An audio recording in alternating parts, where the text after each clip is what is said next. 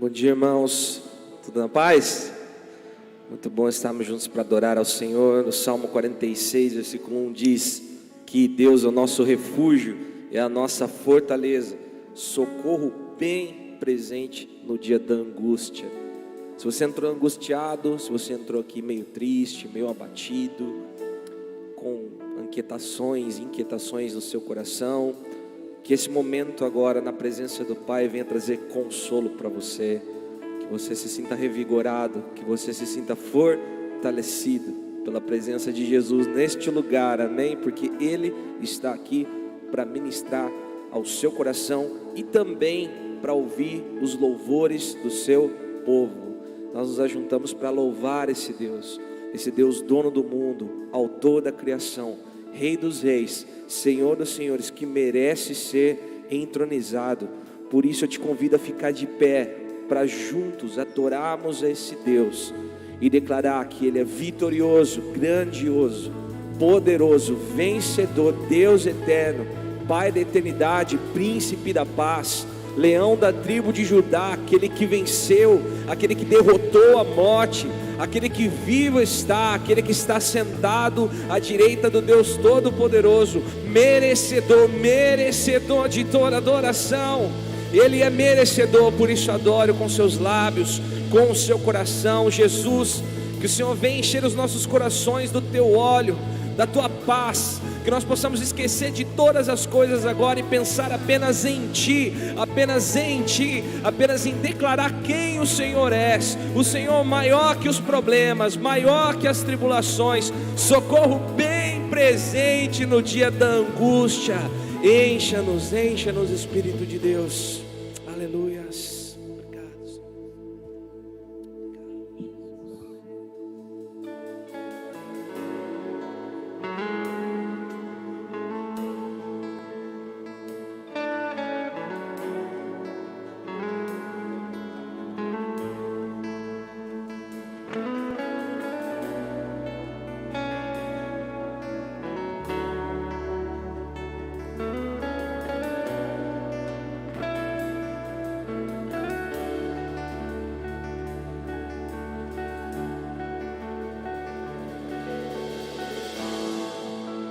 Dono do mundo,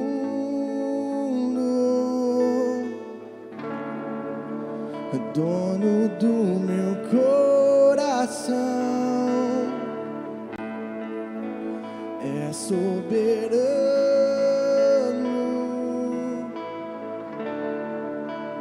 o domínio está em tuas mãos, não há nada que eu possa fazer sem tua presença.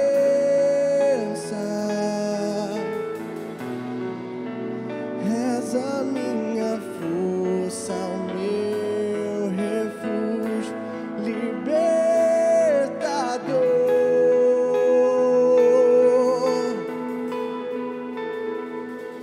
grandioso, vencedor, em teu nome há poder, glorioso, majestoso, minha vida eu te dou.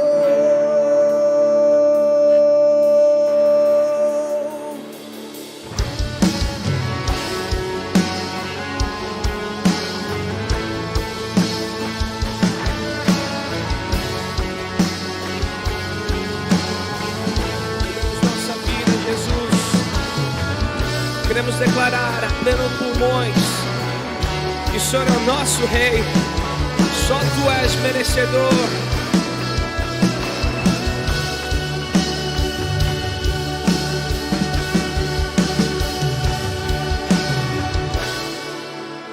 Dono do mundo, dono do meu coração, é soberano,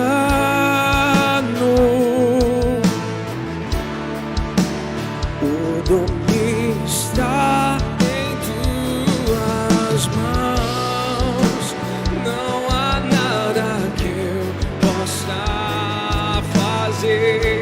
sem tua presença.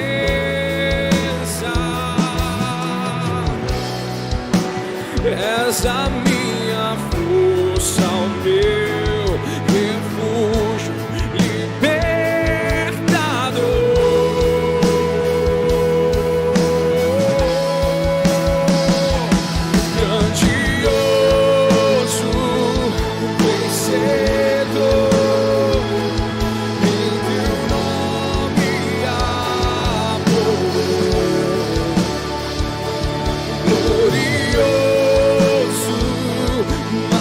majestoso, minha vida eu te dou.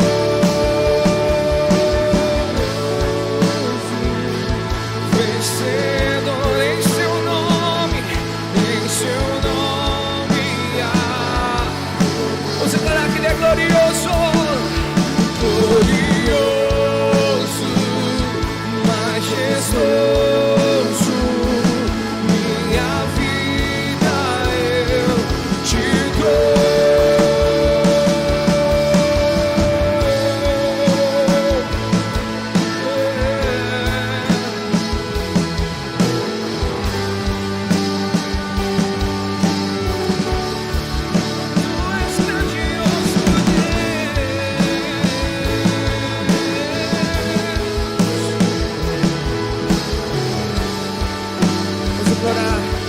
Com uma só voz que Ele é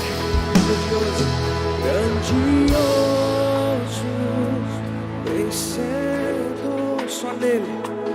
Em teu nome há poder, a glória dele, glorioso, majestoso, minha vida eu te dou.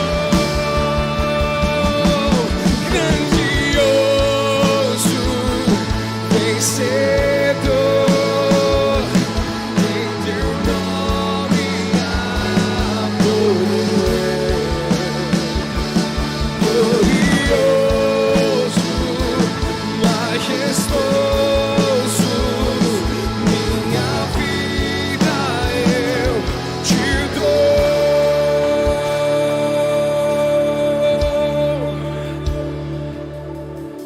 Entregamos a Ti, Pai, a nossa vida, no Teu altar entregamos o nosso maior sacrifício, que é o nosso coração, com as nossas vontades, com nossos sonhos, com os nossos desejos.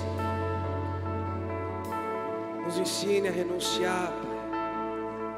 Nos ensine a declarar que só Tu és grande em nossas vidas. Nos ensine que somos pequenos em nossas vidas. Somos os segundos em nossas vidas. O Senhor é o primeiro. O Senhor é o primeiro. Pois Tu és grande, pois só Tu és grande. Quão grande, oh meu Deus, cantarei quão grande, oh meu Deus, e todos hão de ver quão grande é o meu Deus. Todos irão ver, todos irão um dia, e agora nós vemos quão grande é o meu Deus. Cantarei quão grande é o meu Deus, e todos hão de ver quão grande é o meu Deus. Quão grande é o meu Deus. Cantarei quão grande é o meu Deus, e todos hão de ver quão grande é o meu Deus. Vamos declarar.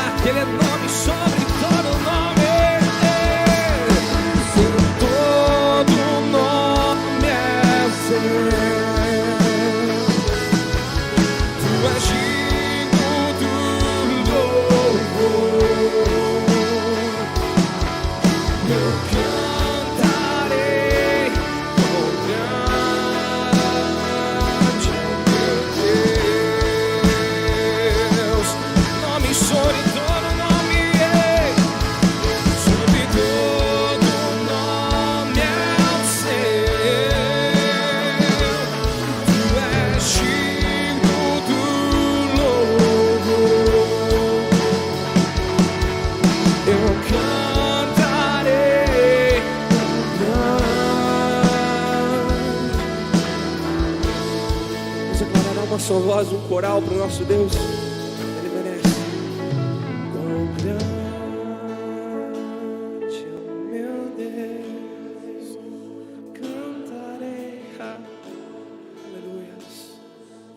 Meu Deus, flua, Senhor, e todos hão de ver, todos hão.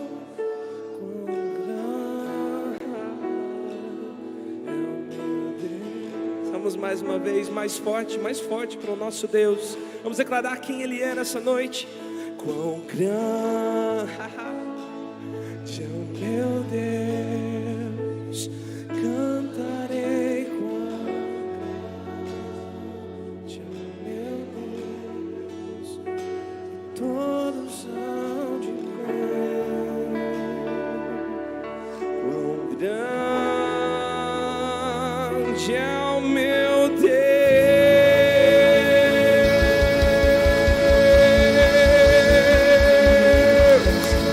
Só Ele é. Aleluia, nós aplaudimos o nome desse Deus que é todo poderoso, maravilhoso, glorioso, majestoso. E todos vão de ver, todos hão de ver, essa cidade há de ver, as nossas vidas vão contemplar a grandeza, o poder, a majestade desse Deus que é sobre todos nós, e é o nome que tem todo o sobrenome. Todo nome está debaixo desse maravilhoso nome. Amém, irmãos? Que graça, que beleza poder adorar o nome de Jesus. E que bom que você veio aqui essa noite para adorar nesse lugar. Antes de você se assentar, eu queria que você pudesse cumprimentar a pessoa que está perto de você e dizer para ela que bom que você escolheu estar aqui essa noite nesse lugar. Isso, pode cumprimentar o amigo, a amiga, o vizinho de lugar. E você que está na sua casa, não vemos a hora de nos enxergar e nos encontrar pessoalmente. Enquanto isso, adore conosco através da internet. Que Deus ministre a sua vida também. Irmãos, nós estamos felizes de receber todos vocês aqui essa noite, um tempo de adoração. Hoje nós temos muitas coisas que vão acontecer aqui nesse lugar, que Deus já reservou, já escreveu, já preparou para derramar sobre a sua vida e sobre as nossas vidas. Então não perca nada, não perca nenhum efeito, não perca nenhum detalhe do que Deus quer estar fazendo aqui nesse lugar essa noite. Mas eu preciso passar alguns avisos para você. Primeiro, a nossa livraria tem alguns títulos novos lá, e eu queria sugerir um novo para você, tá bom? Se você está aí, que livro que eu posso ler? Qual que seria o livro para me acompanhar aí nesse mês ou nessa semana? Tem um livro que chama O Caminho do Peregrino. A gente trouxe, é basicamente aquela série de mensagens que nós fizemos sobre o peregrino, mas escrito por um pregador chamado Príncipe dos Pregadores, que é o Charles Spurgeon. Ele escreveu na virada do século XVIII para o XIX, um pregador muito conhecido, muito abençoado, e o seu livro está lá, tá bom? Se você quiser adquirir e conhecer melhor sobre aquela série do peregrino, sendo lida por um outro autor e ouvida numa outra voz, eu indico essa leitura. E também tem outros materiais para você passar na nossa livraria, que nós trouxemos aí há um pouco tempo, para você poder ser abençoado também. E as mulheres da semana que vem, se preparem, vai ser na quinta-feira. Os homens foi agora nessa quinta passada. Quinta próxima é o dia das mulheres, dia 28 às 20 horas. É o dia dos papais ficarem em casa com os filhinhos. É o dia do maridão liberar a esposa e dizer: não, eu te ajudo, pode deixar que as coisas que eu resolvo, até a louça eu lavo para você. Para a mulher poder vir aqui, ajudar e participar desse momento do encontro das mulheres, tá bom? Então, quinta-feira, mulheres, marca na agenda, às 20 horas, é o dia do seu encontro com Deus aqui nesse lugar. Porque aí na sexta-feira, no sábado e no domingo, aí vem o despertar da rede jovem e adolescente. Up Teens e Imersão se uniram para fazer um evento que eu tenho certeza que vai abençoar e vai impactar muitos jovens, muitos adolescentes, mas também a nossa igreja. Quem estará conosco é o pastor Diogo, da Bola de Neve aqui em Londrina, um amigo pessoal. Também o pastor Fábio, que é um pastor indicado e amigo do pastor Diogo, que falou: pastor Fábio, preciso estar com vocês aí, vai ser uma benção. E nós trouxemos para ele estar com a gente, também amigo. E também estaremos com o Ministério de Louvor Casa do Leão, que é daqui da igreja de Londrina. E eu queria que você estivesse conosco, no sexta, no sábado, no domingo. No domingo é para toda a igreja, você já sabe disso. Mas na sexta-feira, se você quiser participar, esse evento não é para os jovens e adolescentes, mas para quem quer algo mais de Deus, e é o que nós estamos preparando. Com exceção do sábado. Sábado precisa de uma inscrição, e nós vamos fazer essa inscrição na sexta-noite, aqui no nosso próprio espaço de adoração, tá bom? Eu não vou conseguir na sexta, mas gostaria de muito ir no sábado. Então você procure a nossa secretaria e faça isso. Por quê? Porque sexta-feira a gente vai ter a celebração aqui e a cantina. Então, se você já quer vir preparado para fazer um lanche com a gente, é sexta-feira, na abertura do evento, nós temos aqui o despertar e depois a cantina que vai ser oferecida aqui no estacionamento da igreja. No sábado não vai ser aqui na igreja. Os jovens prepararam um luau, uma celebração ao ar livre, se Deus permitir com o tempo, mas vai ser na FUNG, de qualquer forma vai acontecer. Vai ser no sábado, às 20 horas, na FUNG. E para isso, por ser um lugar fora da igreja, precisa de inscrição. A gente precisa se preparar para a quantidade de pessoas que vão estar lá e também para que a gente possa atender legal todas as pessoas que vão participar desse evento lá, tá bom? Então, sexta-noite aqui, mais cantina, sábado na FUNG, inscrição na sexta-feira aqui, ou na secretaria se você não puder estar na sexta, e no domingo à noite a gente vai encerrar como a gente está encerrando aqui, mas aí vai ser uma celebração diferenciada, com certeza com uma cara mais jovem e também mais adolescente. Seu filho é adolescente? Não deixe ele de fora, nenhum dia, os 3 dias a gente espera ele aqui. Seu filho é jovem? Incentive. Você é jovem, você é adolescente, está aqui? Por favor, né? Não vai ficar de fora. Deus está fazendo algo precioso, maravilhoso, e a gente está com uma grande expectativa. Para falar a verdade, as mulheres começaram a despertar e foi algo assim que surpreendeu todas as expectativas nossas. Depois vieram as crianças e elevou ainda mais as nossas expectativas. Então nós estamos com muita expectativa que Deus vai fazer com os nossos jovens e adolescentes, e eu queria que você não ficasse de fora desse evento Despertai agora no próximo final de semana, tá joia? E por falar em Despertai e por falar da Rede Jovem, eu queria chamar 2 jovens aqui, um casal na verdade, o Tanner e a Isabela. Queria pedir para eles virem aqui à frente. Cadê vocês? Já estão aqui? Joia. O Vinícius está aqui e o Diego também? Estão aqui? Só ela faz um sinalzinho só para eu saber se estão aqui. O Diegão está aqui, o Vinícius está lá. Vem aqui vocês também fazendo favor. Isso. O Tanner e a Isa, desde junho desse ano, talvez seja uma notícia nova para você, te pegue de surpresa, mas não nos pegou porque nós estamos preparando isso desde junho, com muito carinho. Ele vem trazendo essa mudança, essa transição. Ele recebeu um novo desafio para a sua vida ministerial. Na verdade ele não, a Isa também, que agora são um só. E eles receberam o desafio de pastorear em Maringá os jovens daquela igreja. Então desde junho ele compartilhou comigo, estava em oração, e Deus acabou confirmando com vários sinais e detalhes, e nós queremos nessa noite abençoar esse casal e dizer que eles foram muito bênção aqui para os nossos adolescentes, para os nossos jovens. É assim, irmãos, a gente prepara filhos para eles irem, para eles voarem.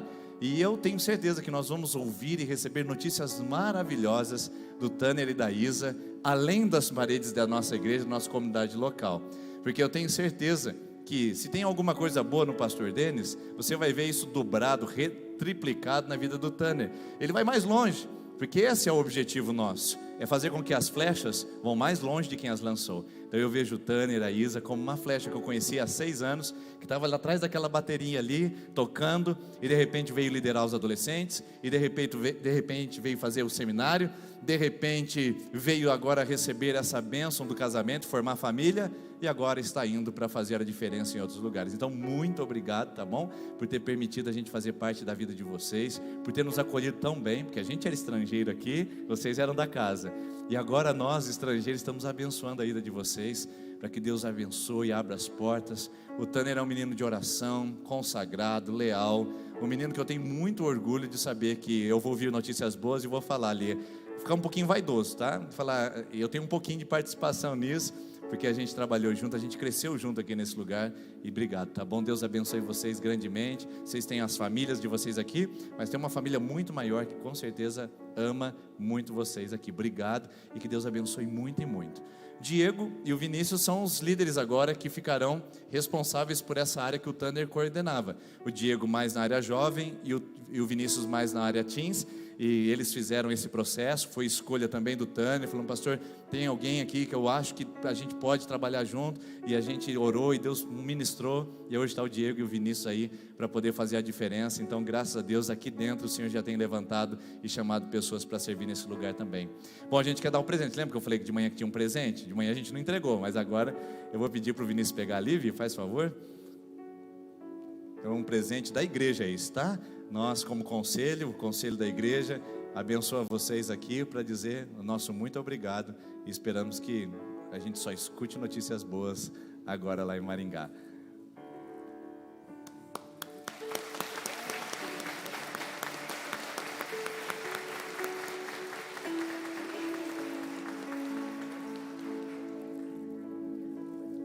o microfone. Obrigado. Quer falar alguma coisa? Aproveita aí. Não vou chorar, não. Falei pra Isabela, já tô meio vacinado já. Mas boa noite, igreja. Como é bom a gente poder estar passando por esse momento, mas principalmente debaixo da graça e da bênção de pessoas que tanto nos acolheu, tanto nos amou, tanto nos instruiu, tanto nos ajudou, que é o pastor Denis, conselho da igreja que acreditou no chamado de Deus para minha vida, acreditou naquilo que Deus pode realizar. E enfim, se tudo isso está acontecendo, foi graças ao investimento de vocês, graças ao investimento do meu avô, que há muitos anos atrás me trazia toda quinta-feira à tarde nessa igreja para um momento de oração. Sentavam-se 3, 4 pessoas aqui, e desde aquele dia, desde aquela época, eu aprendi o que é servir ao Senhor com amor, com dedicação. E aqui é minha casa. Nunca vou me esquecer de cada sorriso, de cada choro, de cada momento bom, de cada dificuldade, porque tudo foi cooperando para o meu crescimento da minha esposa, não é mais namorada nem noiva, esposa, nosso crescimento como casal e principalmente no ministério. Eu sou grato a essa casa, sou grato demais. Eu posso tentar ficar falando 1000 coisas aqui, eu nunca vou conseguir colocar algo de bom suficiente para demonstrar minha gratidão. Espero que eu possa ter colocado essa gratidão em serviço a vocês, que eu possa ter servido a vocês da maneira como Deus queria que eu servisse, que vocês talvez esperassem isso. Sou muito grato mesmo, meu coração fica triste por deixar a casa, por sair de casa, por deixar essa cidade que a gente ama tanto, mas ao mesmo tempo nosso coração enche de alegria por saber que não é nossos planos. Eu até separei um versículo, mas ficou ali, mas é Provérbios que diz que o coração do homem faz os seus planos. Nossos planos não eram ir embora, não era sair da cidade, não por agora. Nossos planos eram ficar, eram construir mais coisas aqui, era ver mais coisas acontecendo. Mas quem dirige os passos, quem coloca o caminho, quem planeja e quem cuida de cada detalhe é o Senhor Jesus. Então nós temos a certeza de que Deus construiu esse caminho e que Ele nos colocou nesse caminho. Então não são mais os nossos planos, mas é o caminho dele. E nós somos gratos a cada um de vocês. Talvez vocês não saibam o quanto vocês são importantes na nossa vida, mas talvez um sorriso, um bom dia, um olá, um abraço, um aperto de mão que vocês deram já fizeram muita diferença nas nossas vidas. Então nós amamos essa igreja, amamos todos vocês, amamos a vida do pastor Denis, da Vanessa, a vida de cada presbítero que acreditou, que confiou, e amamos demais esses dois aqui que vão agora assumir o cajado, vão continuar pastoreando, e nós temos a certeza de que Deus tem algo extraordinário para fazer na vida dessa igreja, como já tem feito. Então essa é a nossa gratidão. Amém, amém. Bom, o Tanner é o primeiro, né? Na verdade, estamos aí enviando nesse tempo, mas com certeza virão muitos outros. Que essa igreja será um celeiro de pastores, missionários, amém, irmãos? É só o primeiro que nós estamos enviando. Talvez outros venham e fiquem. O Vinícius já está indo para o seminário, o Guilherme já terminou o seminário também. Tem o Diego que está chegando, logo vai fazer seminário. Vai também, né, Diego? Aí, ó, tá vendo? Esse ele não sabia, a gente já vai profetizando. E tantas outras pessoas aqui já, chamado missionário, vai faltar, quer dizer, não vai faltar espaço, não. Vamos enviar, né? Vamos levar. E nós ficamos muito felizes por isso, tá bom? Deus abençoe. Vamos ficar em pé. Cadê a família de vocês aqui? Vem, levanta a mão a família aqui, que é o pai, a mãe do Tanner e a avó, estão aqui? Aí, estão aqui na frente. Cadê a Cleonice e o Reinaldo? Estão de plantão hoje, então tá jóia. Vocês estão enviando o filho e os seus pais estão enviando uma filha, e com certeza para servir a Deus. Tem um pai lá trabalhando lá em cima que é presbítero, né? Vamos orar? Estenda a sua mão para cá. Pai, muito obrigado pela vida do Tanner e da Isabela. Obrigado porque o Senhor é aquele que tira de trás das malhadas, como fez com Davi, apenas um pequeno pastor de ovelhas, e o posicionou como príncipe de Israel para influenciar toda uma geração. O Senhor enxergou esse jovem, enxergou esta jovem e fez deles, ó Deus, nomes para colocar na linha de frente do teu exército. Capacita-os ainda mais, enche-os ainda mais e ministra sobre a vida deles para que eles sejam bênção onde quer que pisarem. Nós, como Igreja Presbiteriana Independente de Sertanópolis, abençoamos e liberamos essas vidas para fluírem nos dons, no ministério, no propósito e no centro da sua vontade. E onde pisarem seus pés sejam prósperas, e que suas mãos possam ser prósperas em tudo que fizerem tua obra, em nome de Jesus. Amém, amém. Mais uma salva de palmas, Jesus.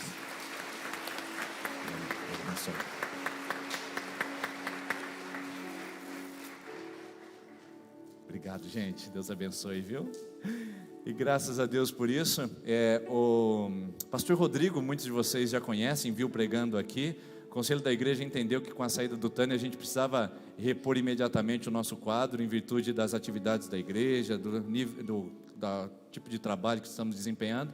E o pastor Rodrigo vem a partir de 1º de janeiro para somar com a nossa equipe. Então, além dos meninos que estão assumindo, jovens e adolescentes, tem um pastor, que é o pastor de Porecatu hoje, que estará a partir de 1º de janeiro integrando a nossa equipe pastoral, e nós temos certeza que vai ser uma bênção. Tem muita gente sendo levantada, capacitada. O Gui tem me ajudado aqui na área de estudo da Bíblia, os meninos na área dos jovens. O pastor Rodrigo vem também para pastorear essa igreja. Então, tenho certeza, vão, outros vêm, e a obra do Senhor permanece. Amém, irmãos? E permanece graças à sua generosidade. Se você veio preparado para entregar seu dízimo, a sua oferta, aqui à frente estão essas urnas. É através da sua generosidade que a gente pode abençoar, enviar, trazer outros e a obra de Deus continuar. Enquanto cantamos essa canção, se você tiver essa disposição, aqui à frente estão as urnas para você devolver seu dízimo e sua oferta.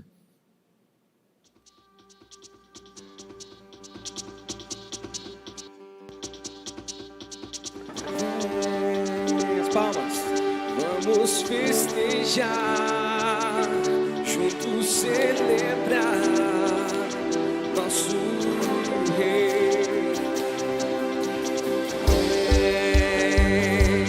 Levantar as mãos para adorar nosso Rei.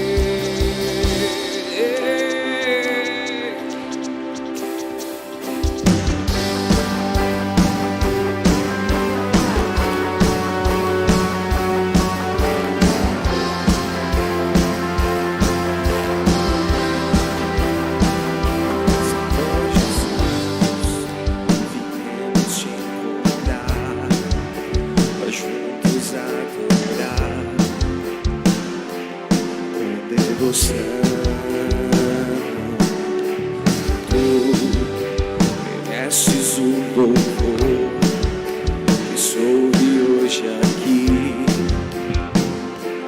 Tu és o único. Vem, vem, vamos festejar, juntos celebrar nosso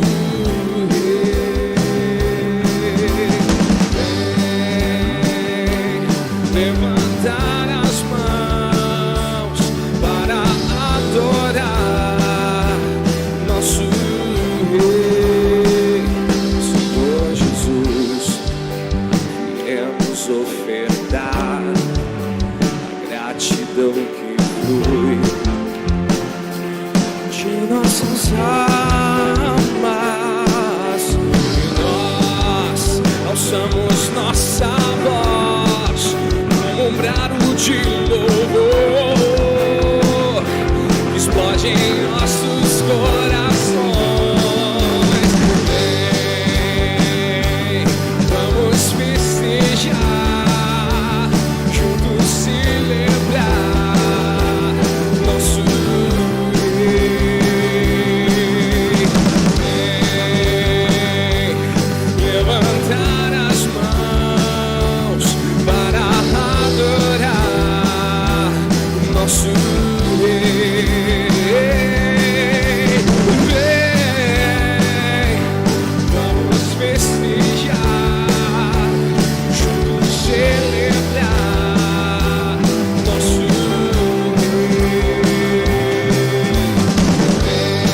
Vem, levantar as mãos a Ele para adorar nosso Rei.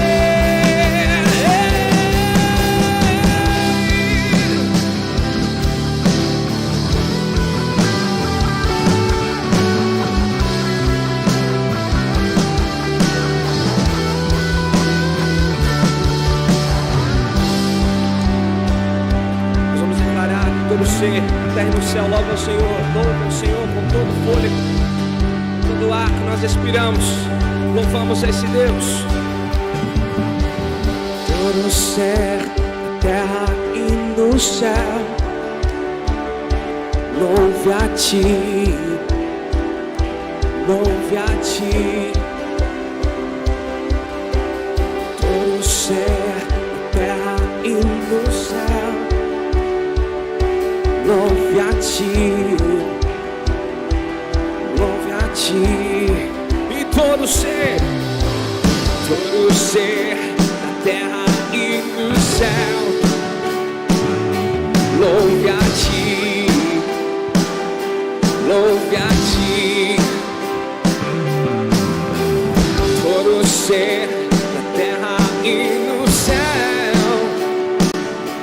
louve a Ti, louve a Ti.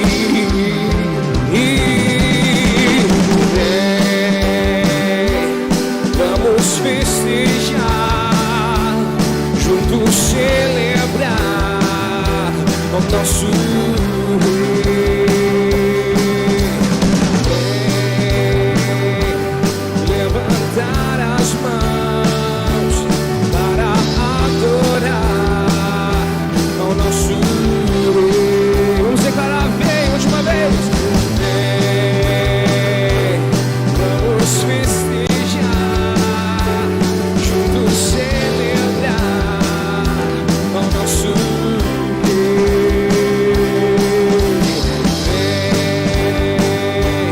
Levantar as mãos para adorar ao nosso Rei.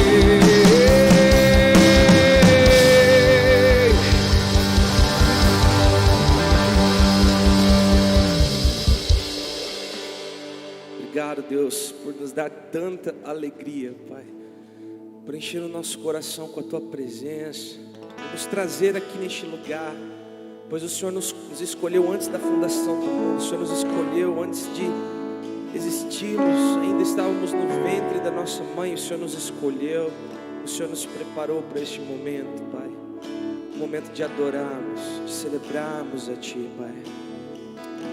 Que o Senhor, Pai, seja o centro, Pai, da nossa adoração. Que o Senhor seja o centro dos nossos corações. Estavas desde o princípio, eterno Tu és, Senhor. Criaste do nada a terra,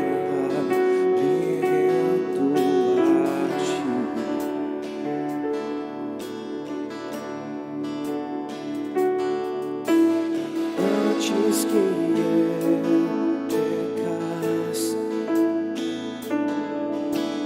gaste o preço na cruz. Seus pesados em meus ombros, me rendo a Ti. Que posso dizer?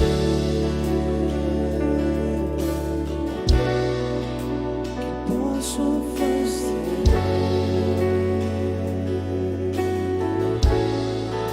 se não entregar-te, ó Deus, o meu coração?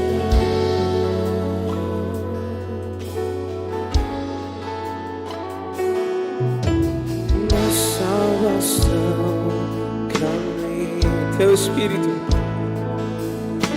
Espírito vive em nós, aleluia.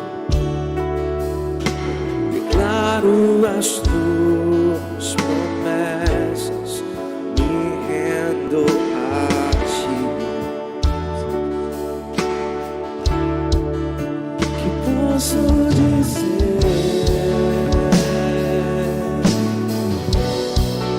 Que posso fazer?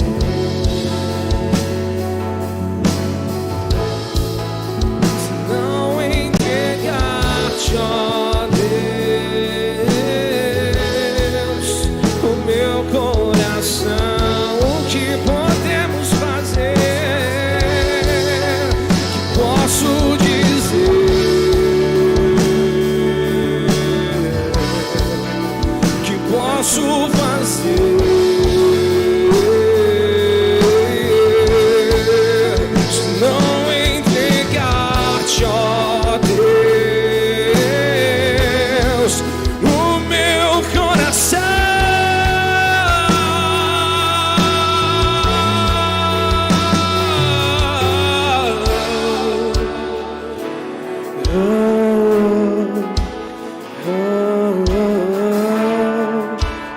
nosso respirar, Senhor, fazer a Tua vontade. Esse é o nosso alimento, fazer a Tua vontade. Este é o meu pão, essa é minha água, esse é meu alimento, a presença de Deus. E estaremos aqui com mãos levantadas, pois o Senhor está acima de tudo e de todos e merece tudo que nós temos de melhor. As melhores palavras dos nossos lábios são para Ti, as melhores intenções do nosso coração são para Ti, os melhores sentimentos que temos são para Ti, Rei da glória, Santo, Santo, Santo.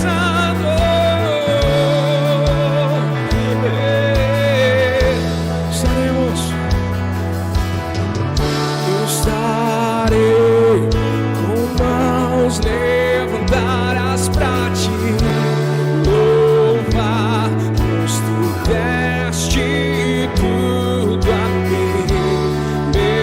A Ti, ó Senhor, se rende o que sou, é Teu.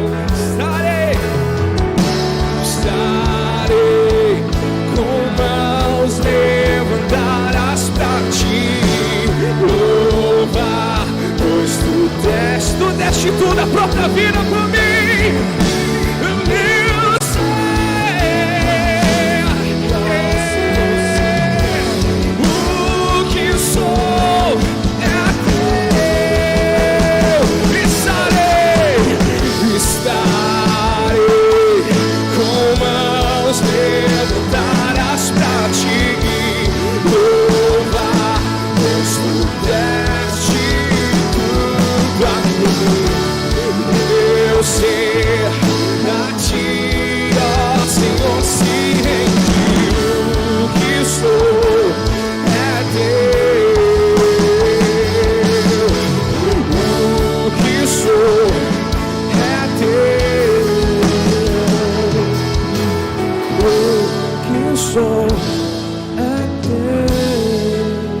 E nos rendemos então. Que posso dizer, que posso fazer,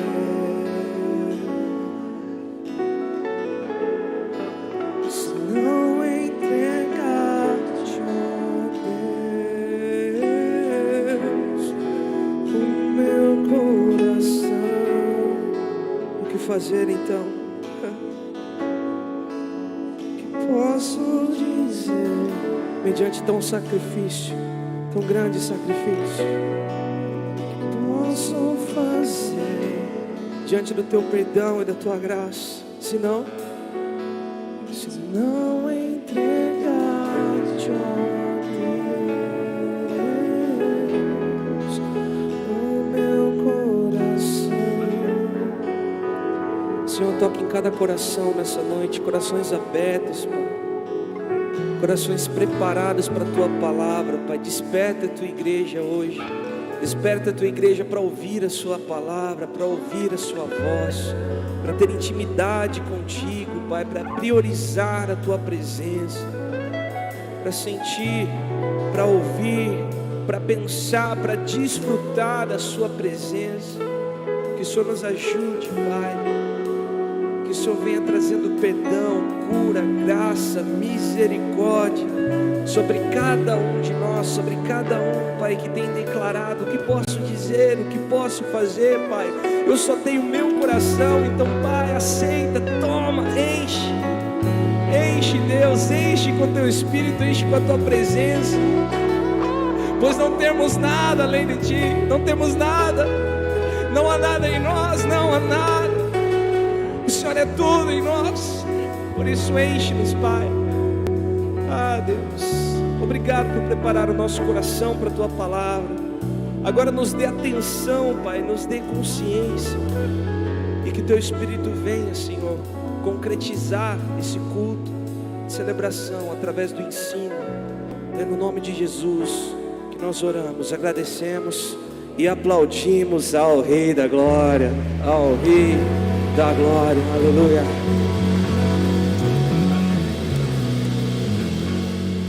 Glória a Deus. Você pode se assentar, por gentileza. Obrigado, equipe de louvor. dia que é difícil encerrar o momento do louvor, né? A gente quer ficar mais e mais, que coisa maravilhosa, poder declarar e dizer ao Senhor que nós rendemos a nossa vida a Ele. E vamos continuar conversando sobre a nossa série de mensagens que tem por título Cristianismo Básico, que nós já falamos aqui e repito, de básico não tem nada. A ideia quando a gente fala básico é simplesmente de base, de fundamento, de alicerce, de coisas que não são simples, são profundas. E também não são difíceis por serem complexas, são de fácil aplicação quando a gente entende que isso é um mínimo irredutível que Deus pede para nós. Que entendamos a base dessas coisas, como por exemplo, já falou aqui, em graça, adoção, justificação. Palavras que nos trouxeram a ideia de que tem algo que é a base sobre a qual todas as demais coisas são construídas. Então a gente não pode falar de despertamento, nós não podemos falar de avivamento, não podemos falar de atividades, de ações, sem antes que a nossa comunidade, e você e eu, tenhamos como base a doutrina bíblica, centrada, profunda, verdadeira. Então nós estamos fazendo esse alinhamento geral, principalmente com o curso de teologia na quarta-feira, que nós estamos fazendo aqui, teologia visual, que tem sido também uma prática importante para que a gente possa entender sobre quais fundamentos se sustenta as nossas crenças e também as nossas próprias doutrinas, que dão mais convicções para a gente seguir mais firme do que antes e defender mais forte diante de algumas contrariedades que possam aparecer. Para isso eu queria lembrar para você um grande evento que aconteceu na história da humanidade chamado de Reforma Protestante. Essa Reforma Protestante trouxe um conjunto do que nós chamamos de somentes. O que é somente? Apenas aquilo. A Reforma Protestante ela foi o resultado de um acontecimento que depois de 1000 anos foi necessário para recuperar a igreja, a doutrina, a identidade do cristianismo diante de tantas distorções e entulhos que soterraram as bases fundamentais da fé. É chamado pelos historiadores, e eu não peço que você acredite em mim, em nada do que eu falar aqui essa noite, eu peço que você verifique depois, que você pesquise depois, se você é da nossa comunidade, ou se você está nos visitando, vá depois e pesquise sobre tudo que eu falar para você. Os historiadores chamam esse período de 1000 anos, que vai do ano de 375, que foi a institucionalização da igreja pelo imperador Teodósio, imperador romano, onde ele uniu igreja e poder na mesma situação, até 1517 com a Reforma Protestante. Ou seja, são cerca de 1200 anos que os historiadores traduzem como Era das Trevas. Por que Era das Trevas? Tem alguma coisa a ver com bruxaria? Não, tem a ver com pouco conhecimento de Deus e da doutrina sendo pregado, pouca vitalidade e ações de avivamentos também acontecendo, porque a igreja se imiscuiu, ela se misturou com o poder político. Há um grande problema quando a igreja resolve fazer parcerias políticas. Há um grande problema quando a igreja perde o seu caráter político de agir para a transformação social e começa a se associar à política para receber benefícios e privilégios e apoiar ideologias. Por isso que nessa comunidade, nessa casa, nós não apoiamos ideologia e nem defendemos um partido. Seja você de esquerda ou de direita, porque sabemos que a associação da igreja com o poder político é danoso. Quer um exemplo disso? A partir da institucionalização da igreja por Teodósio, o que foi isso, pastor? A igreja vivia perseguida, ela era morta pelos imperadores romanos. Aí o Teodósio assume e fala, não, peraí gente, vocês vão agora ser uma religião oficial no Império Romano, e a partir de hoje, quem não for cristão em Roma, está com problemas, porque nós agora somos um império cristão. A partir disso ele trouxe o poder da liderança cristã ao seu lado e ele instituiu aquilo que ficou conhecido depois como o governo dos papas. Não existia antes, a igreja cristã nunca teve papa até 375, mas ela passou a ter com a institucionalização da igreja. E quer ver como é que o poder político se arregimenta do poder religioso para se sustentar? Todo imperador só podia ser imperador com a bênção e o favor do papa. E todo papa só poderia ser levado ao cargo de papa se ele tivesse o favor e a autorização do imperador. Você conhece aquela história de que uma mão lava a outra? Começa aqui. Então não se sabia se era o poder religioso que sustentava o político ou o político sustentava o religioso. O resultado, um grande transtorno ao ponto de a igreja mal se reconhecer depois de 1000 anos. Depois de 1000 anos, um padre, um sacerdote católico apostólico romano, chamado Martim Lutero, na sua paróquia em Wittenberg, na Alemanha, ele começou a olhar e ver muito entulho sobre as doutrinas principais da igreja. Então ele disse o seguinte, olha, eu quero restaurar o padrão bíblico das Escrituras e tirar esse poder político que está trabalhando e corrompendo a igreja. Queridos, nós não estamos falando mal de uma denominação, nós estamos falando mal de um acontecimento, até porque se nós olharmos para o mundo evangélico hoje, nós vamos ver muita corrupção acontecendo, muita coisa suja por baixo dos panos. Nós vamos ver muitos pastores se unindo a poderes políticos e tentando ganhar influência a fim de manter os seus benefícios pessoais. Isso não mudou. O fato é que algo na história marcou, que foi a Reforma Protestante, com Martinho Lutero, um padre que disse o seguinte: a partir de hoje, eu quero que a minha comunidade aprenda a ler a Bíblia, que a minha comunidade entenda as principais doutrinas e que a minha comunidade saiba o que é o cristianismo básico. Quando ele colocou isso na porta da sua capela, dizendo: a partir de hoje eu tenho 95 pontos para a nossa comunidade ser uma comunidade bíblica, ele foi excomungado da igreja. Não bastando ser excomungado, ele passou a ser perseguido, porque ele continuou mandando as suas ideias para várias paróquias e para vários amigos padres. Como isso não bastou, eles tentaram assassiná-lo. Ele se escondeu num castelo e agora começava a mandar apenas suas informações por meio de cartas, que os seus discípulos começaram a levar e correr risco de morte também. Martinho Lutero inaugurou o que nós chamamos de Reforma Protestante. E para resumir o que ele disse naquele tempo, o que a Reforma Protestante trouxe para nós, era chamado de solas, ou somentes. E são 5 solas que são trabalhadas na Reforma Protestante. Eu trouxe o termo em latim, porque é assim que você vai encontrar se você for pesquisar hoje, depois desse culto. Sola gratia, que significa somente a graça. Nós já falamos sobre isso. A graça de Deus é que nos leva a sua presença. Nós não somos merecedores, somos pecadores totalmente corrompidos e Deus nos aceita. Não tem ninguém que é melhor que o outro aqui dentro. Somos todos pecadores alcançados pela graça. Segundo, sola fides, somente a fé. Falamos que somente a fé que me justifica, somente a fé que me leva a Deus, somente a fé que me garante o céu, não as minhas obras, não comprar terreninho no céu com as indulgências. Sola Escritura, somente as Escrituras são fonte de autoridade, de doutrinação, nem a tradição e nem o pensamento, nem a filosofia humana. Só a Bíblia é que sustenta a doutrina da comunidade cristã. Sola Christus, que significa somente Cristo e nada mais, nenhum outro intercessor, nenhum outro mediador, nenhum outro sacerdote, só Jesus é o centro da sua igreja e os holofotes devem estar voltados para Ele. E só lhe deu glória. A vida humana é feita para a glória de Deus. Nós estamos aqui não para ganhar dinheiro, fazermos filhos e ficarmos prósperos, mas estamos aqui por um propósito: tornar Deus glorificado. São 5 solas, 5 somentes. Somente, somente, somente. Agora, hoje não tem tempo de a gente trabalhar 5, então eu vou trabalhar essa daqui: sola Escritura. Sola Escritura significa que é somente as Escrituras. E que Escrituras são essas? É a Torá dos judeus? É o Alcorão dos muçulmanos? É o livro da tradição dos hindus? Não, nós temos a Escritura Sagrada, que é composta de Antigo e Novo Testamento, 39 no Antigo, 27 livros no Novo, que completam 66 livros, que foram escritos no período de 4.000 anos, por 40 autores diferentes, e toda essa Bíblia, ela aponta para um único lugar: o sacrifício de Jesus na cruz, sua morte e ressurreição, e a nossa garantia da eternidade através do seu grande amor por nós. É a carta de revelação a Deus, à humanidade, do seu amor, do seu interesse em trazer a humanidade para si. Quando nós falamos em Escritura, nós falamos da Bíblia, E queridos irmãos, eu pergunto para você: quantos de vocês trouxeram a sua Bíblia aqui essa noite? Não precisa ficar constrangido não, porque a nossa comunidade não tem costume de trazer Bíblia no culto à noite, e não tem problema. Até porque na nossa dinâmica eu nem peço para você abrir sua Bíblia. Se você quiser trazer para conferir os textos que estão expostos, ou quiser trazer um caderninho para anotar, apenas o caderno, ótimo. A verdade é que nós usamos aqui a dinâmica de telão, usamos os recursos tecnológicos para dinamizar.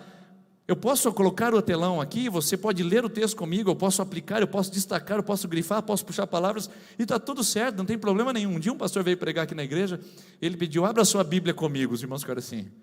Aí eu corri lá em cima e falei: coloca no telão. A gente está tão acostumado, né? Que nós não trazemos, acostumamos, e não tem problema. Mas a questão é a seguinte: nós não abandonamos a Bíblia. Não é que eu não carrego ela com o culto de domingo à noite, significa que ela não é importante ou ela não é presente na minha vida, ou que eu não tenho uma versão para que eu possa estudá-la ou lê-la. Nós somos a comunidade da palavra. Nós somos a comunidade da Bíblia. Esses dias eu escutei um pastor saudosista pregando, e é bonito pregação saudosista. Ele dizia: que saudade quando os crentes eram conhecidos como os homens do livro e carregavam suas Bíblias debaixo dos braços. Hoje os crentes carregam a Bíblia no seu celular e no seu tablet. Irmãos, é saudosismo. O importante é que você leia a Bíblia, não é nem que tenha. Porque eu conheço muitas pessoas que traziam a Bíblia como desodorante de sovaco. Só colocava enquanto andava, chegava em casa e ela ficava fechada durante 20 dias, ou 6 dias, no 7º ele voltava novamente à igreja como desodorante de sovaco. Só abria na igreja. Então não é o fato de carregar a Bíblia, não, é o fato de ela fazer sentido para nós. Então, quando falamos em Escrituras, falamos da Bíblia Sagrada. Essa que você tem nas suas mãos, se você trouxe, ou que você tem na sua casa, ou que você tem no seu celular, ou que você tem várias versões, ou que você escuta, ou que você lê, é a Bíblia e a Palavra de Deus. Agora vamos ver como é que essa Bíblia se configura, o sola Escritura. Primeiro, essa Bíblia tem uma doutrina, essas Escrituras têm uma doutrina, que é chamada de doutrina da inspiração.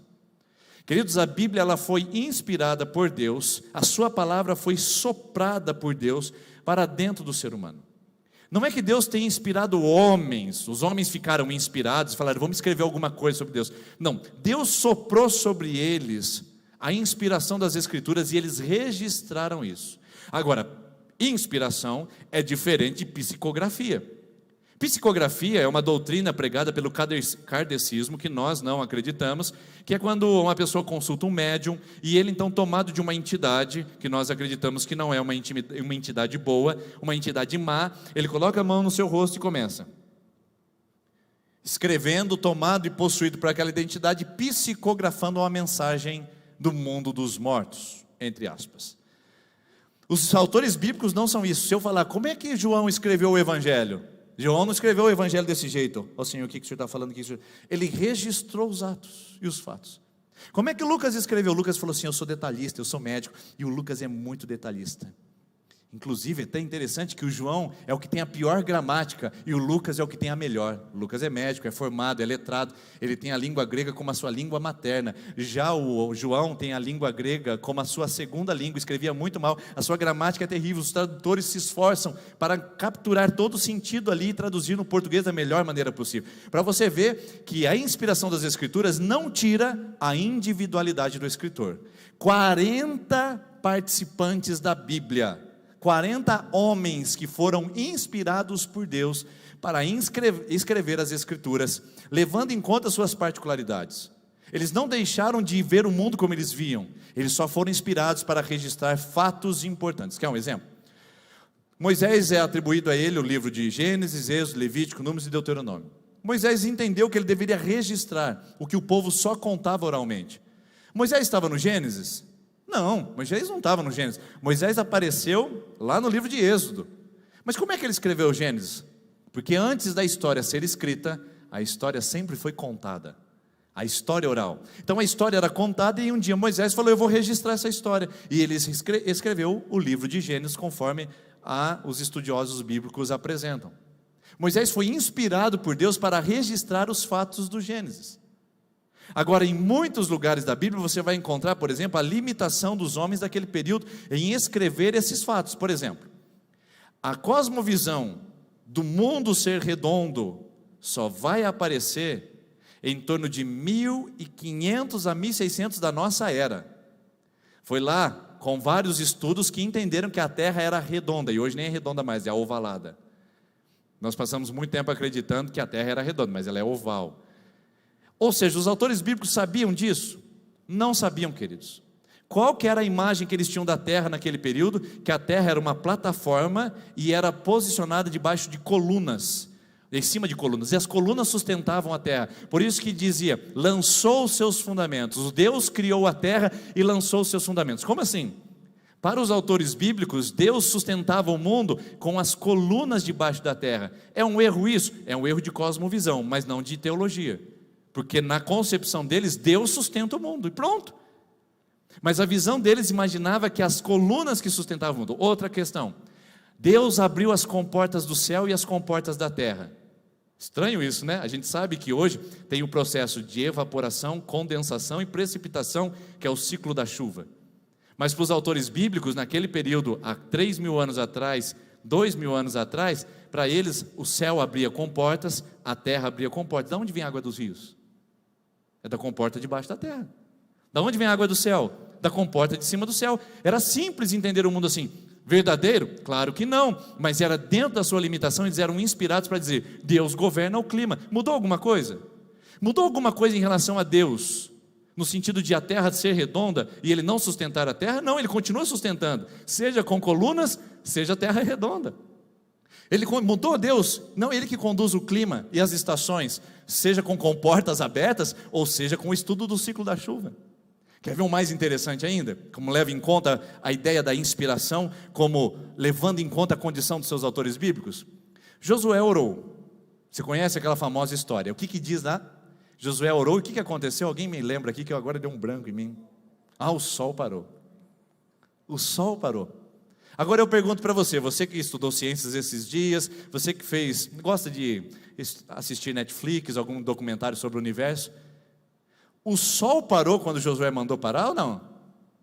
É o sol que gira em torno da terra? É o sol que faz o processo de girar e a terra fica parada no centro do universo e ele passa fazendo dia no Japão, depois faz dia no Brasil, é assim? Não, é a terra que gira sobre si mesmo e o sol parado. Então, na verdade, esse ciclo de dia e noite é chamado de rotação ou translação, que são os elementos aí. Um gira em torno da sol e outro em torno do seu próprio eixo. Mas a conversa é a seguinte: Josué orou errado, irmãos. Ele devia falar: terra, pare seu sistema de rotação, de girar sobre o seu próprio eixo. Ele devia ter orado assim, não. Mas o que é que eles registraram? Sol, pare, porque é a cosmovisão. Aconteceu, a obra foi milagrosa, mas foi registrada no sentido de que o sol parou, mas não foi o sol que parou, foi a terra. A terra ficou parada durante um dia todo e não rodou para não ter dia e noite. Já parou pensar nisso? Foi registrado como o sol parou. Isso perde a credibilidade das Escrituras? Não, queridos, não. A questão é o que a gente observa e é que a gente entende que está lá a inspiração. Quer um exemplo? Vamos lá, aí vai ajudando a gente a entender. Ixi, o tempo já passou, mas já tudo isso? Calma aí. O mais rápido então, atenção, segura aí.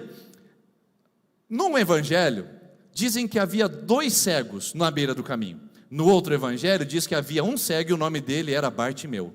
O mesmo evento, um conta que tem 2 cegos e o outro conta que tem um cego. Tem erro bíblico aqui?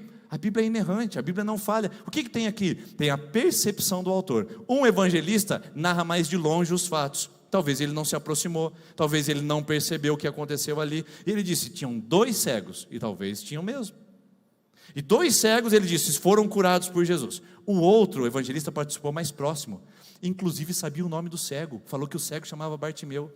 Então um está distante vendo os 2 cegos serem curados, um está mais próximo e fala: entre as 2 histórias eu quero registrar de Bartimeu, que é o que eu conheço. Tem erro aqui? Não, tem a inspiração das Escrituras. Esse é o princípio. Agora, Deus inspira os homens assim: ai, eu estou inspirado. Não. Deus inspira a Escritura. Deus joga a Escritura para esses homens, e esses homens registram a Bíblia como nós a conhecemos. Olha o que diz 1 Timóteo 3, 2 Timóteo, capítulo 3, versículo 16. Toda a Escritura é inspirada por Deus e útil para o ensino, para a repreensão, para a correção, para a instrução na justiça, para que o homem de Deus seja apto e plenamente preparado para toda boa obra. Bom, eu queria falar sobre isso aqui, repreensão, correção, instrução, mas não vai dar tempo. O fato é que Deus trouxe a sua palavra com um propósito: nos inspirar, ou melhor, nos modelar, nos corrigir, nos instruir através da inspiração das Escrituras. Segunda doutrina sobre a Bíblia é a chamada de doutrina da revelação. O que é a doutrina da revelação? Que na sua Bíblia tem a revelação de Deus e a revelação final. Não tem nenhuma outra revelação que possa ser adicionada agora, queridos.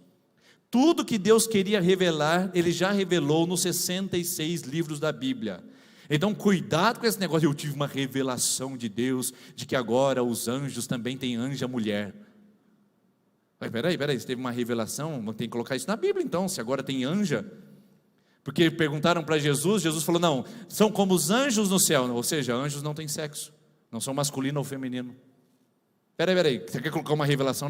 Não, tive uma revelação, eu fiquei na UTI durante 15 dias, e Deus mostrou para mim um túnel branco, que são as EQMs, experiências de quase morte, que são experiências químicas de representação das suas crenças, e não são revelações do céu, queridos. Desculpa, o pastor está falando isso, parece que é um pastor incrédulo, que não acredita, mas a maioria das pessoas vê um túnel branco, uma luz, que é a configuração normal das EQMs, e eu vi lá o céu, e eu vi que lá tinha margarida, eu vi que lá tinha um campo que a gente pegava Nutella, caindo das folhas, e daí tinha lá um lugar, que se fosse eu, irmãos, ia ter um lugar de bolo de leite ninho, que você pulava assim, e nadava.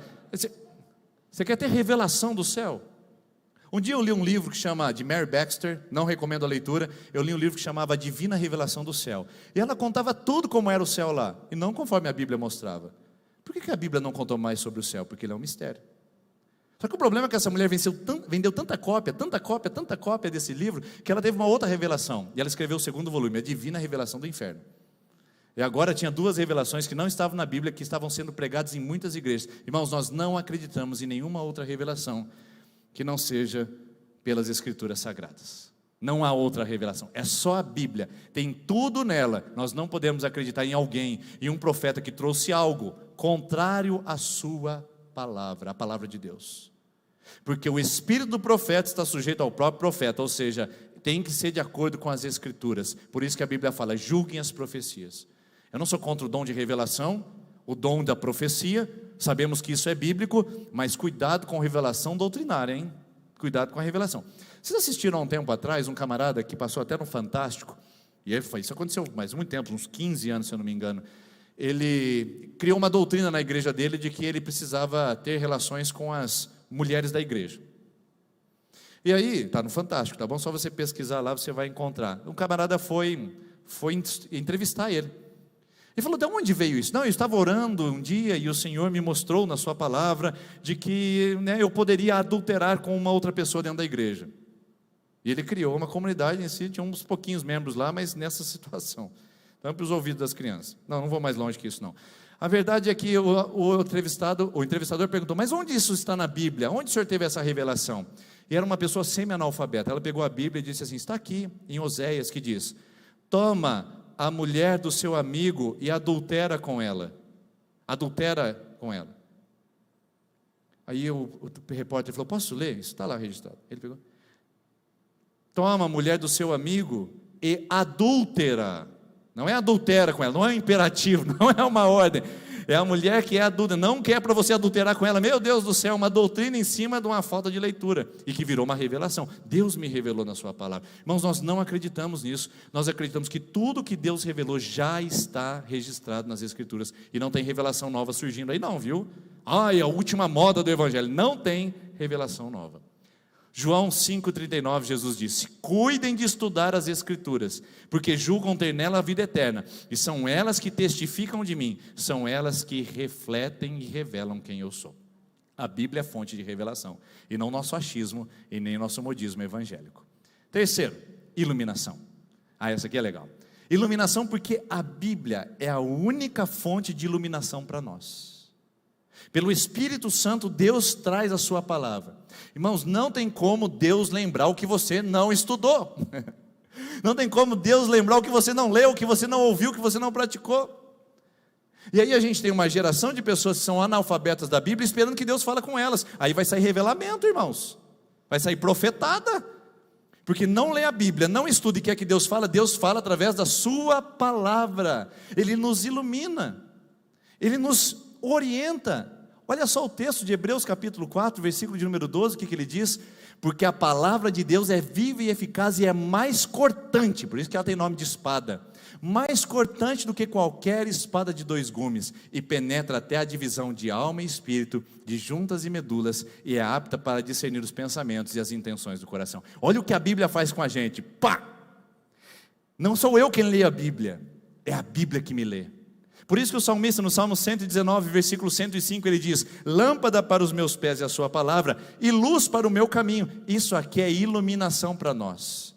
Através da Bíblia nós somos iluminados para um negócio, para um relacionamento, para uma decisão, para uma revelação que foi dada para nós talvez, para uma nova doutrina. A palavra de Deus é a nossa fonte de iluminação. Mas por que a gente não vai tanto a ela? Por que a gente vai a ela, às vezes, de uma maneira errada? Primeiro, eu quero ir para lá do errado. Depois eu quero falar o porquê que a gente não vai a ela.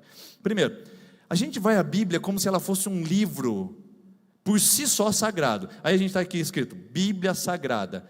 Irmãos, mas isso aqui é edição. A minha é Thomas Nelson do Brasil, nova versão internacional. Isso aqui é papel, isso aqui é capa, isso aqui não tem valor nenhum se não for lido. Aí você vai na empresa do irmão e está no Salmo 91 aberto. E aí como se o Salmo 91 fosse trazer bons presságios à vida da pessoa.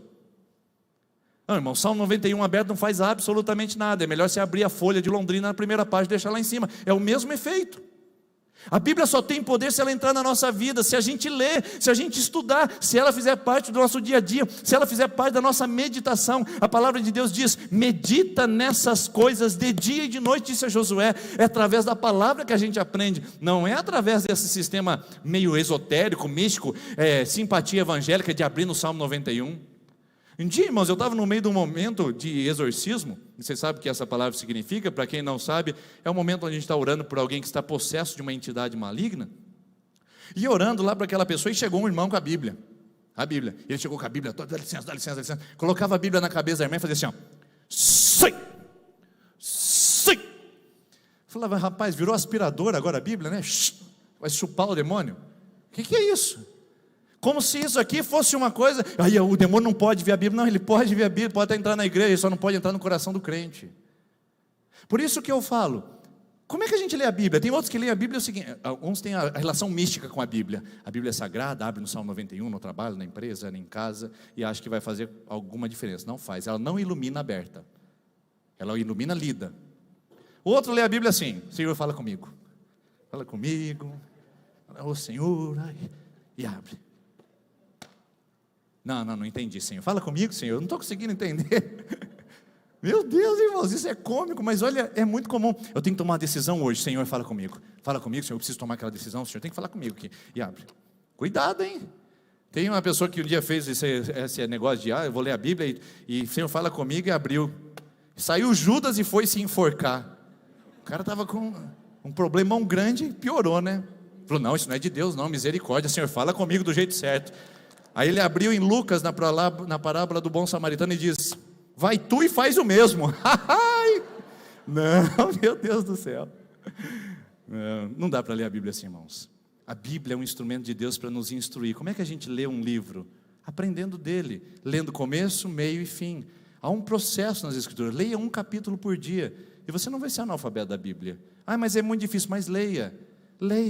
E o que é mais interessante é que a Bíblia tem um processo de inspiração sobre as nossas vidas, que a linha dela é que ela nos lê enquanto nós a lemos.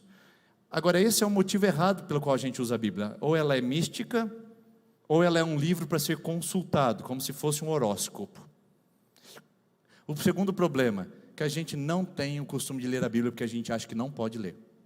Isso aqui é de muito longe, pessoal. Em 1229, houve uma doutrina dos cátaros contra a igreja cristã. A igreja católica apostólica romana, até então, era a única igreja conhecida na época, a única igreja cristã, católica, apostólica, romana, porque era do imperador Teodósio, lá em 375 depois de Cristo. Então os sacerdotes entenderam que estava tendo uma doutrina errada surgindo no meio da igreja. Sabe o que eles fizeram? Eles proibiram a leitura da Bíblia.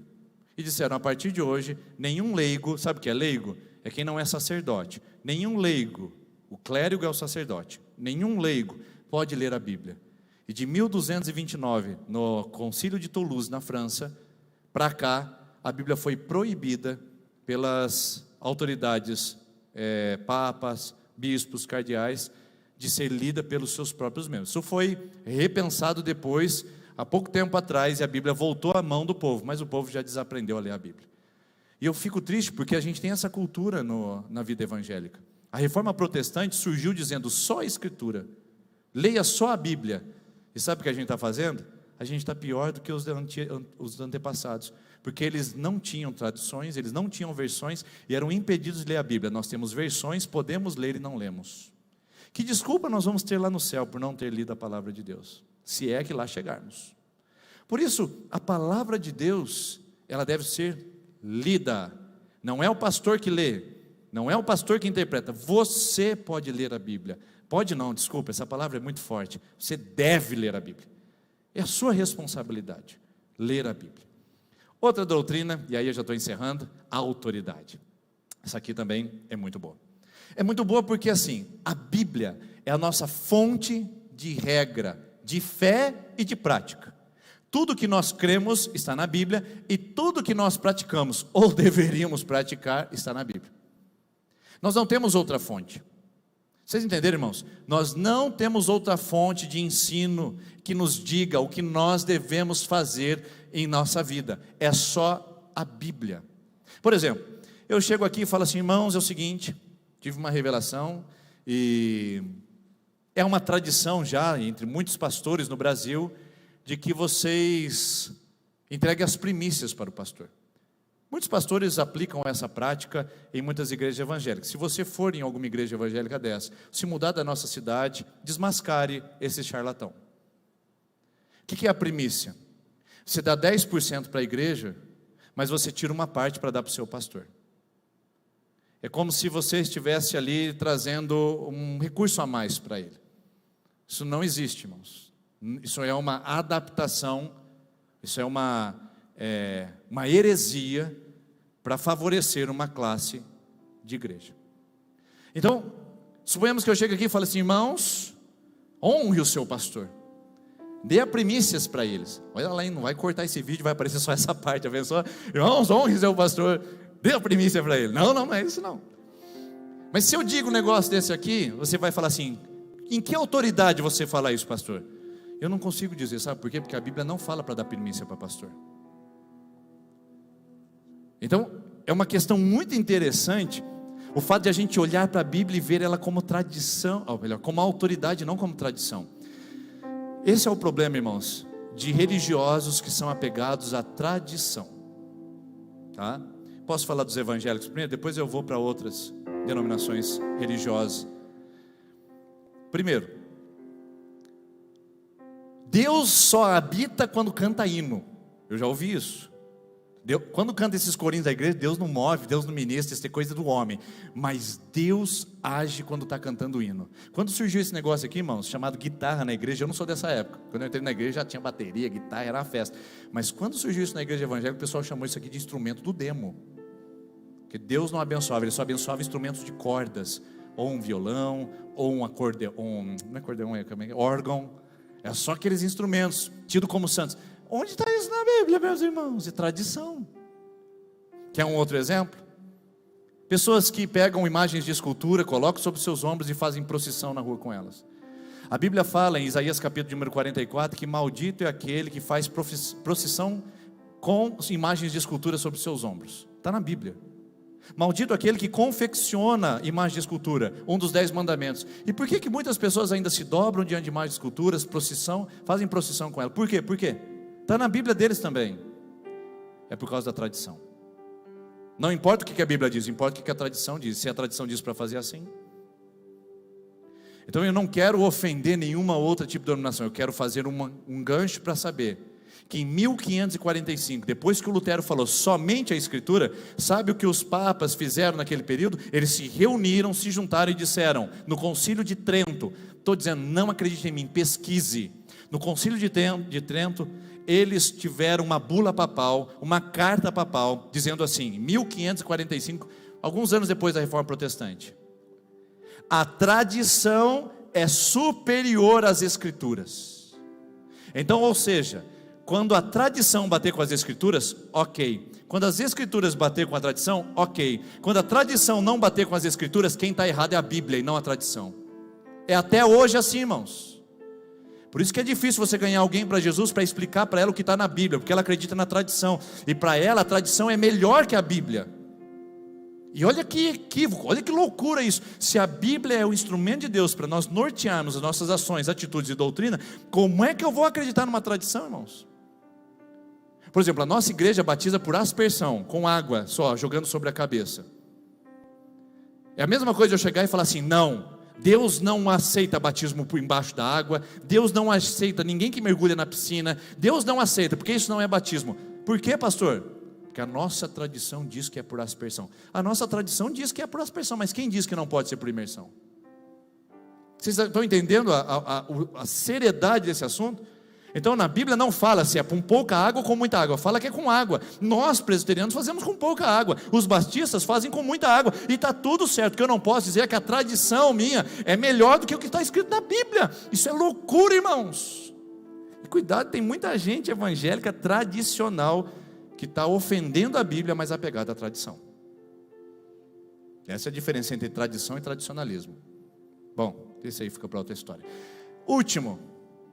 Tem um versículo para esse aqui, lindo, lindo, lindo, lindo. Mateus 22, 29, Jesus respondeu: vocês estão enganados, porque não conhecem as Escrituras nem o poder de Deus. Se você não conhece a Bíblia, você perdeu o poder de Deus, perdeu a fonte de autoridade na sua Bíblia. E por fim, ela é atual. Essa palavra é atual. Irmãos, eu sou professor de literatura. Como professor de literatura, eu preciso saber, conhecer os clássicos literários do Brasil. Macunaíma, por exemplo, Memórias Póstumas de Brás Cubas, Os Sertões. E eu passo esses livros para os meus alunos, eles dizem assim, livros de 120 anos atrás. Professor, pelo amor de Deus, não entendi nada. Um livro de 100 anos. Esse aqui tem 4.000 anos. Já pensou nisso? E não perde a sua atualidade. Ele fala conosco tanto hoje, como falava com os nossos antepassados, como falava na reforma, como falava antes da reforma. Irmãos, esse livro é poderoso, é o manual de Deus para a nossa vida mudar, transformar. Ela é atual, ela não ficou ultrapassada. Esses dias um pastor evangélico saiu nas mídias dizendo que a Bíblia precisava ser atualizada. Não, irmãos, a Bíblia não precisa ser atualizada, a Bíblia precisa ser lida de maneira coerente, sábia e entendida. Ela não precisa ser atualizada. Quem fez esse processo de atualização da Bíblia é o Espírito Santo quando nós a lemos. Então eu não preciso mudar nada do que está escrito aqui. Tudo que está escrito é fundamental, essencial e ponto final, só para rimar. E por falar em final, vamos terminar? Vamos, a equipe de louvor vem aqui à frente. Olha o texto de Apocalipse capítulo 1, versículo 3, diz assim: feliz aquele que lê as palavras dessa profecia, dessa aqui. Feliz aqueles que ouvem, que guardam o que nela está escrito, porque o tempo está próximo. 3 coisas para você fazer, 3 coisas para eu fazer. Primeiro, leia a Bíblia, irmãos. Não vamos ser analfabetos de escrituras, porque se for analfabeto de escrituras, sabe o que vai acontecer? Olha aqui, vai vir gente vender feijãozinho que cura coronavírus, você vai comprar, hein? Tem gente que compra feijãozinho para coronavírus, em vez de tomar a vacina ou de se cuidar, vai lá e vai na igreja do fulano de tal e compra feijão para curar coronavírus. Se não lê a Bíblia, irmão, a gente compra mesmo. Tem gente que compra a Arca da Aliança mini para colocar dentro de casa para espantar os maus espíritos. Compra mesmo. Se não lê a Bíblia, não sabe que isso é charlatanismo, não sabe que isso é misticismo, esoterismo, e não é a Bíblia de Deus, ou a palavra de Deus. Então cuidado, a gente tem que ler a Bíblia. Primeira coisa, leia. Segundo, ouça. Bendito aquele que ouve vir na igreja. Curso de teologia aqui, irmãos, quarta-feira, para aprender mais da palavra. É tão triste a gente ter uma igreja de 400, 500, 600 e a gente fala, vamos aprender a Bíblia, vem 100, 70, 60. Tudo bem, eu entendo sua rotina, mas dedique-se a aprender da palavra. Então, para de ficar seguindo aquele youtuber, influência digital, vai seguir a Bíblia, irmãos. Siga a Bíblia, aproveite seu tempo para aprender da palavra. Coloca um pregador legal lá, coloca um Luciano Subirá, o Hernandes Dias Lopes, coloca pregadores substância, que vai ensinar a palavra de Deus para você e para o seu coração. Isso é fantástico. Ouve, lê, você é um processo individual, ouve, você com outro, e guarde, você no seu devocional, você na sua vida pessoal, você no processo de guardar. Por isso que o Salmo 119, o versículo de número 11 diz: guardo no meu coração as tuas palavras para não pecar contra ti. Eu não peco, eu não quero pecar, eu quero guardar a sua palavra. Então, que a gente seja conhecido como o povo da Bíblia, não aqueles que usam ela debaixo do braço, mas aqueles que a guardam no coração. Um povo que conhece a palavra, um povo que não se deixa enganar, um povo que não se deixa mudar, um povo que não se deixa corromper, e um povo que não fica tímido quando alguém vem confrontá-los, porque tem convicção do que a palavra ensina. Por isso os estudos bíblicos, por isso as nossas celebrações, por isso o cristianismo básico. Vamos ficar em pé, irmãos, vamos orar juntos. Depois dessa canção, o Guilherme estará nos abençoando para a nossa semana cheia da presença de Deus. Pai, Eu peço que essa igreja seja a igreja da palavra, que conheça a palavra, que pregue a palavra, porque é só a tua palavra. Senhor, nós estamos vivendo um período de avivamento, mas nenhum avivamento da história veio sem o desejo de ler a sua palavra. Todos os avivamentos levaram ou para a palavra, ou vieram de pessoas que leram a palavra. Todos os despertamentos que vieram pelas Escrituras. Sejamos nós mais um deles, em nome de Jesus. Amém.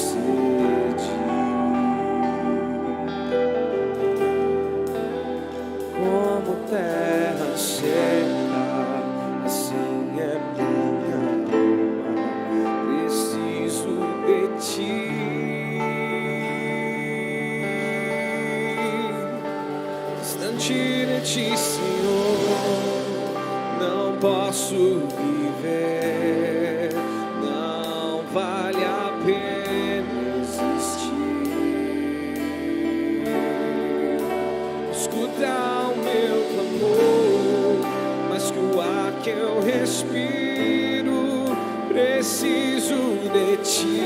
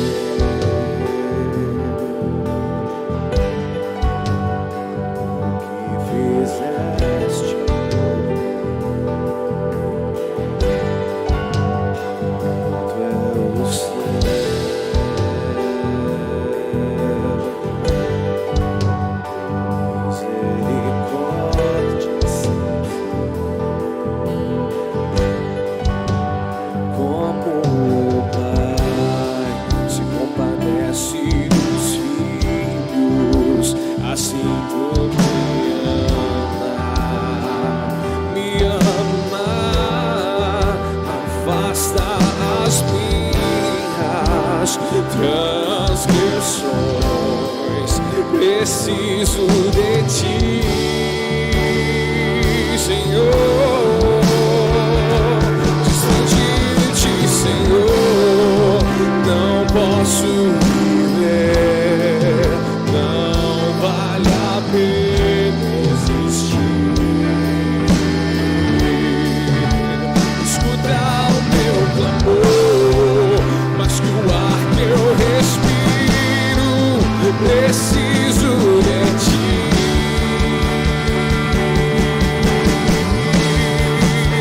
Distante de ti, Senhor, não posso viver. Não vale a pena existir. Escuta o meu clamor, mas que o ar que eu respiro, preciso de ti.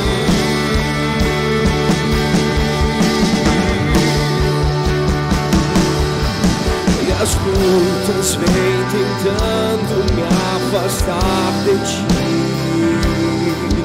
Frieza e escuridão procuram me cegar, mas eu não vou desistir. Ajuda-me, Senhor, eu quero permanecer contigo até o fim.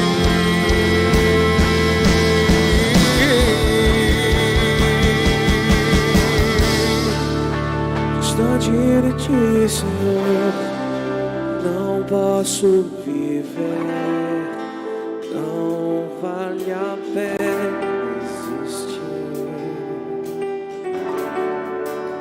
Escuta o meu clamor, mais que o ar que eu respiro. Preciso de ti. Distante de ti, Senhor, não posso viver. Não vale a pena existir. Escuta o meu clamor, mais que o ar que eu respiro. Preciso de ti.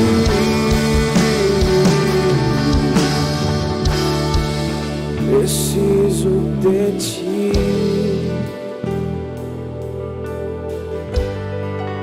Preciso de ti. Obrigado, Jesus. O Senhor esteja contigo, te abençoando, guardando a sua vida. Que nós possamos estar mais próximos dele, através da palavra, através da revelação dele para nós, através da leitura da Bíblia. Deus te abençoe, excelente semana, no nome de Jesus.